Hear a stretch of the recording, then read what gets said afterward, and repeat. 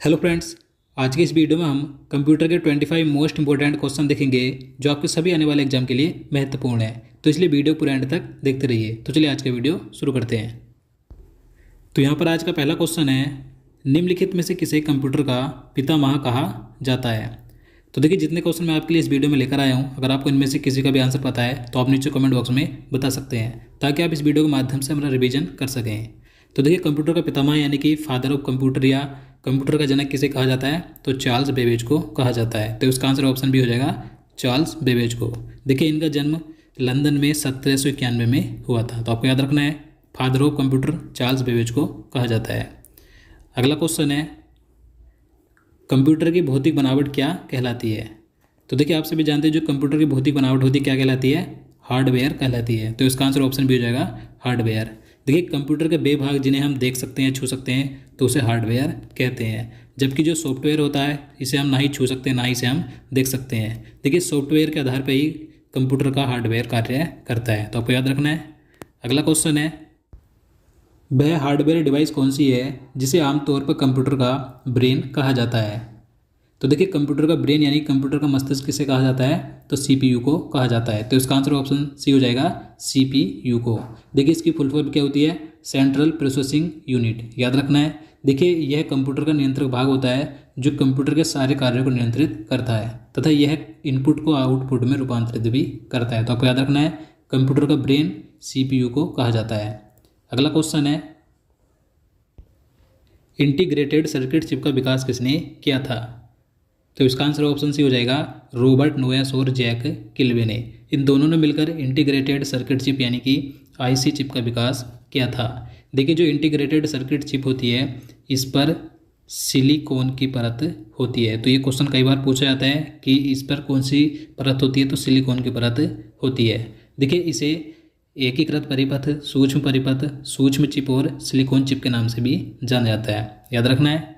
अगला क्वेश्चन है, चुंबकीय डिस्क पर किस पदार्थ की परत होती है। तो देखिए, जो चुंबकीय डिस्क है, यह एक कंप्यूटर मेमोरी डिवाइस है जिस पर आयरन ऑक्साइड की परत होती है। तो इसका आंसर ऑप्शन हो जाएगा आयरन ऑक्साइड की।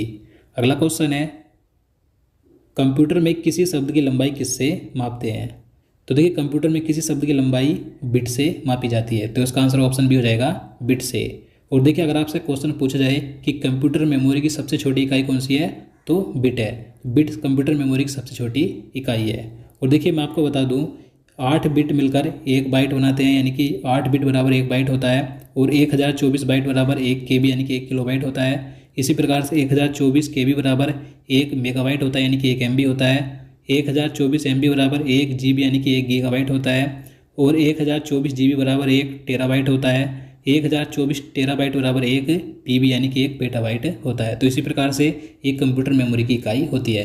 लेकिन कंप्यूटर मेमोरी की सबसे छोटी इकाई होती है बिट, जो कि कई बार एग्जाम में पूछी जाती है। याद रखना है। चलिए अगला क्वेश्चन देखते हैं, अक्षरों तथा चिन्हों को बाइटों में स्टोर करने की विधि को क्या कहते हैं। तो इसका आंसर ऑप्शन डी हो जाएगा, कोडिंग सिस्टम। तो देखिए, अक्षरों तथा चिन्हों को बाइटों में स्टोर करने की विधि को कोडिंग सिस्टम कहा जाता है। तो आपको याद रखना है। नेक्स्ट क्वेश्चन है, 1024 बाइट बराबर क्या होता है। तो मैंने आपको पहले बता दिया, 1024 बाइट बराबर होता है 1 केबी यानी कि 1 किलोबाइट। तो इसका आंसर ऑप्शन डी हो जाएगा 1 केबी। नेक्स्ट क्वेश्चन है, किसी प्रोग्राम में बग क्या होता है। तो देखिए, किसी कंप्यूटर प्रोग्राम में बग शब्द का प्रयोग एरर, त्रुटि, दोष, गलती को वर्णित करने के लिए किया जाता है। तो कंप्यूटर प्रोग्राम में बग शब्द का प्रयोग होता है एरर के लिए। तो इसका आंसर ऑप्शन भी हो जाएगा एरर के लिए। अगला क्वेश्चन है, डिजिटल कंप्यूटर किस सिद्धांत पर कार्य करता है। तो देखिए, जो डिजिटल कंप्यूटर होता है, ये गणना के सिद्धांत पर कार्य करता है। तो इसका आंसर ऑप्शन हो जाएगा गणना के सिद्धांत पर। नेक्स्ट क्वेश्चन है, सर्वाधिक तेज गति का प्रिंटर कौन सा है। तो देखिए, इस क्वेश्चन में बताना है कि सबसे तेज गति वाले प्रिंटर कौन से होते हैं। तो इसका आंसर ऑप्शन ए हो जाएगा, लेजर प्रिंटर। लेजर प्रिंटर सबसे तेज गति वाले प्रिंटर होते हैं। ये सबसे तीव्र गति से किसी सादे कागज पर उच्च गुणवत्ता वाले अक्षर और चित्र छापते हैं। तो आपको याद रखना है। अगला क्वेश्चन है, सुपर कंप्यूटर अन्य कंप्यूटरों से किस संदर्भ में भिन्न होते हैं। तो इसका आंसर ऑप्शन सी हो जाएगा, परिकलन क्षमता एवं बृहत स्मृति भंडार अधिक होता है। तो देखिए, आप सभी जानते हैं जो सुपर कंप्यूटर होते हैं, ये सबसे शक्तिशाली कंप्यूटर होते हैं। तो देखिए सुपर कंप्यूटर में हजारों प्रोसेसर होते हैं जो कि प्रति सेकंड में अरबों खरबों गणना कर सकते हैं, तो आपको याद रखना है। आगे है, निम्नलिखित में से कौन सी वैज्ञानिक कंप्यूटर भाषा है। तो देखिए मैं आपको बता दूं, कंप्यूटर प्रोग्रामिंग की बहुत सारी भाषाएं होती हैं, तो इस क्वेश्चन में बताना है कि इनमें से कौन सी वैज्ञानिक कंप्यूटर भाषा है। तो इसका आंसर ऑप्शन सी हो जाएगा फोरट्रान। इसका पूरा नाम होता है फॉर्मूला ट्रांसलेशन। देखिए इस भाषा का प्रयोग वैज्ञानिक गणनाओं हेतु किया जाता है। तो ये जो फोरट्रान है ये वैज्ञानिक कंप्यूटर भाषा है, याद रखना है। नेक्स्ट क्वेश्चन है, कोबोल भाषा किस लिए उपयोगी है। देखिए अब बताने कि ये जो कोबोल भाषा ये किस लिए उपयोगी होती है, तो इसका आंसर ऑप्शन हो जाएगा व्यावसायिक कार्य के लिए। देखिए कोबोल भाषा का प्रयोग वाणिज्यिक कार्यों में किया जाता है, यानी कि व्यवसायिक कार्यों के लिए किया जाता है। अगला क्वेश्चन है, बेसिक भाषा का प्रयोग निम्न में से किस कार्य के लिए किया जाता है। तो इसका आंसर ऑप्शन डी हो जाएगा प्रारंभ में सरल भाषा को सिखाने हेतु। तो देखिए जो कंप्यूटर की बेसिक भाषा होती है इसका प्रयोग प्रारंभ में सरल भाषा को सिखाने के लिए किया जाता है। नेक्स्ट क्वेश्चन है, कंप्यूटर भाषा जावा के आविष्कारक कौन है। तो इसका सही आंसर ऑप्शन सी हो जाएगा सन माइक्रो सिस्टम। तो देखिए जावा एक कंप्यूटर की प्रोग्रामिंग भाषा है जिसे कि सन 1995 में अमेरिकी कंपनी सन माइक्रो सिस्टम द्वारा विकसित किया गया था। तो जावा का आविष्कारक कंपनी का नाम है सन माइक्रो सिस्टम। अगला क्वेश्चन है, कौन सा सॉफ्टवेयर शब्द संसाधन में प्रयोग किया जाता है। तो देखिए आप सभी जानते हैं, तो इसका आंसर ऑप्शन सी हो जाएगा MS वर्ड। काफ़ी फेमस सॉफ्टवेयर है कंप्यूटर का। देखिए MS वर्ड एक सॉफ्टवेयर है जो कि वर्ड यानी कि शब्द प्रोसेसिंग कार्य के लिए प्रयोग किया जाता है, जो कि एक विंडो ऑपरेटिंग सिस्टम है, याद रखना है। नेक्स्ट क्वेश्चन है, इंटरनेट के क्षेत्र में www का सही रूप क्या है। तो देखिए मोस्ट इंपॉर्टेंट क्वेश्चन है, क्योंकि जो www है इसकी कई बार फुल फॉर्म पूछी जाती है। तो इसकी फुल फॉर्म क्या होती है, वर्ल्ड वाइड वेब। तो इसका आंसर ऑप्शन भी हो जाएगा वर्ल्ड वाइड वेब इसकी फुल फॉर्म होती है। और देखिए इसके आविष्कारक कौन थे, तो इसका आविष्कार किया था टिम बर्नस ली ने, याद रखना है। नेक्स्ट क्वेश्चन है, रैम का पूर्ण रूप क्या है। तो देखिए आप सभी जानते हैं कई बार एग्जाम में रैम और रोम की फुल फॉर्म पूछी जाती है। तो रैम की फुल फॉर्म क्या होती है, रैंडम एक्सेस मेमोरी। तो इसका आंसर ऑप्शन ही हो जाएगा रैंडम एक्सेस मेमोरी रैम की फुल फॉर्म होती है। और देखिए ये कंप्यूटर की अस्थायी मेमोरी होती है। और जो रोम होती है इसकी फुल फॉर्म क्या होती है, रीड ओनली मेमोरी। और ये कंप्यूटर की स्थायी मेमोरी होती है। तो आपको दोनों याद रखनी है। अगला क्वेश्चन है, कंप्यूटर में जाने वाले डेटा को क्या कहते हैं। तो इसका आंसर ऑप्शन सी हो जाएगा इनपुट। तो देखिए काफ़ी आसान है, कंप्यूटर में जो डाटा जाता है तो वो तो इनपुट होता है, और जो डेटा प्रोसेसिंग होने के बाद उपलब्ध जानकारी को आउटपुट डिवाइस की सहायता से प्रस्तुत किया जाता है तो वो आउटपुट होता है। अब देखिए यहाँ से क्वेश्चन पूछे जाते हैं कि इनपुट डिवाइस कौन सी है और आउटपुट डिवाइस कौन सी है।